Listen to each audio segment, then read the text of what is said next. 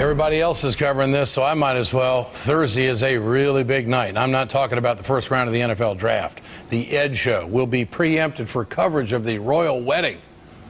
Actually, we're going to be preempted for the ramp up to the coverage of the royal wedding. But I do have to MC the L.A. Urban Banquet coming up on Thursday night, which I'm looking forward to. There they are, Prince William and Kate Middleton. The prince might be king someday, the king of England. And in America, who cares?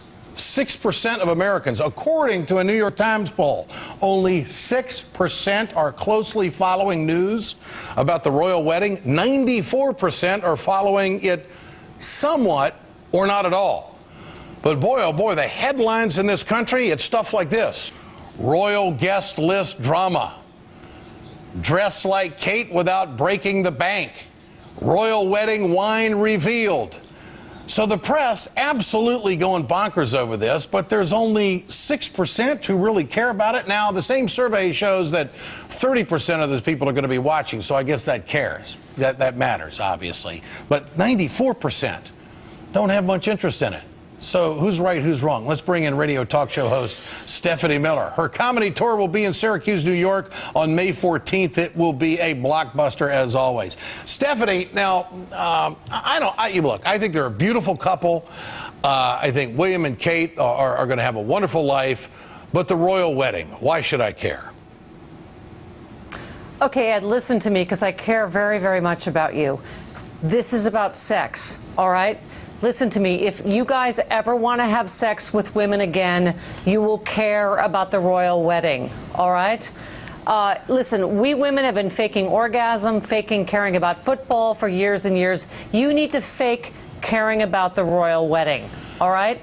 Listen, I know that you don't need the fine product advertised here on MSNBC, Cialis, the, erectile dysfunction thing. And I know a lot of men may need it to get through talk about the royal wedding.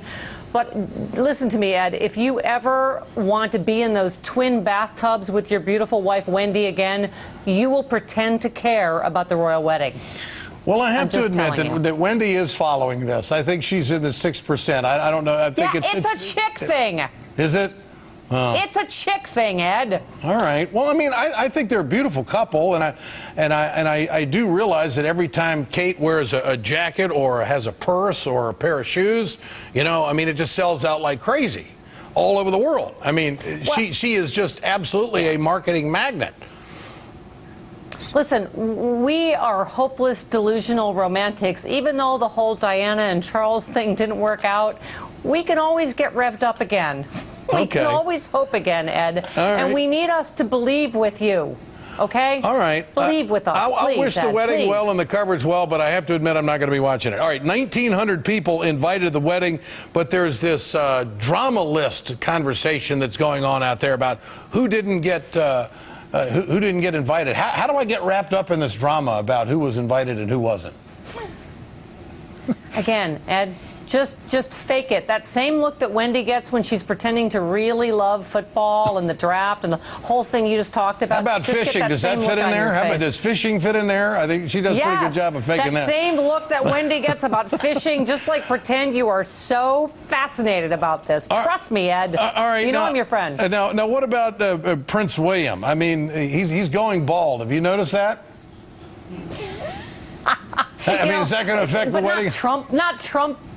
Not Trump bald, Ed. Not swirl around. Well, that's true. Bald. He's not faking it. He's not blow drying it for 4 feet and then wrapping it around his head. I'll give the guy credit for that. Now, the other thing is, will there be an open bar at this wedding? People want to know. Well, listen, I would need that. I mean, honestly, I don't know how anyone believes in romance anymore, so I would need a lot of booze, seriously. I mean, Mrs. Trump has to have a lot of booze to look at that comb over. You know what I'm saying? Yeah. Now, getting back to the brothers here, my wife, of course, loves red hair. She says that Harry should really get more attention because he's got red hair. She claims he's the good-looking one. What about that? How do you think? What do you think? Well, no offense, Ed, but, Mr. Schultz is paying all the bills. So, of course, Mr. Schultz is going to say that. Though you're a good-looking redhead, I agree with her. Well, is he ever She's a going to little be king? biased. This guy's wearing, gosh, I'm really down on the totem pole. I'm never going to be king. All right, now, what about Elton John? Elton John, I mean, he just gets automatically invited to every wedding, doesn't he?